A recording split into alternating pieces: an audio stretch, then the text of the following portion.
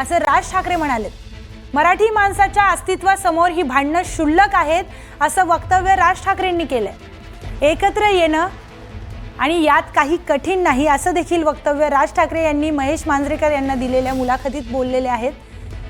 आणि मराठी माणसाच्या अस्तित्वासमोर ही भांडणं क्षुल्लक आहेत असं देखील राज ठाकरे म्हणाले.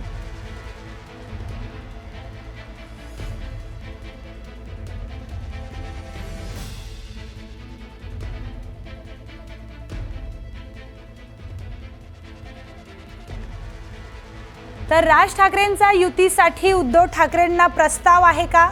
महेश मांजरेकरांनी घेतलेल्या मुलाखतीत त्याचे संकेत मिळत आहेत. आमच्यातले वाद, आमच्यातली भांडणं किरकोळ आहेत असं राज ठाकरे म्हणालेत. मराठी माणसाच्या अस्तित्वासमोर ही भांडणं क्षुल्लक आहेत असं देखील राज ठाकरे या मुलाखतीत म्हणालेत. एकत्र येणं आणि यात काही कठीण नाही असं देखील वक्तव्य राज ठाकरेने केलंय. आणि या वक्तव्यामुळे राज ठाकरे आणि उद्धव ठाकरे एकत्र येतील का असा प्रश्न उपस्थित झालाय. त्याग केलेला आहे, बलिदान केलेलं आहे किंवा ज्या प्रकारचे प्रयत्न केलेले आहेत हे प्रत्येक मराठी माणसाने पाहणं गरजेचं आहे की ज्याच्यातनं आपण उभे राहिलेलो आहोत.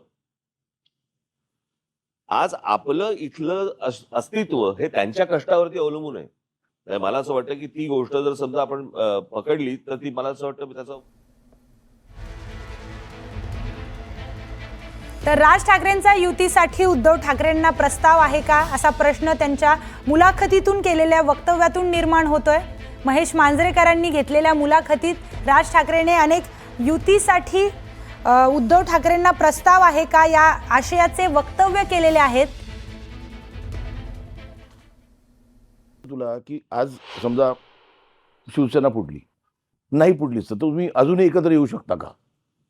अजूनही एकत्र येऊ शकता का? हे अख्ख्या महाराष्ट्राचं काय म्हणतात स्वप्न आहे.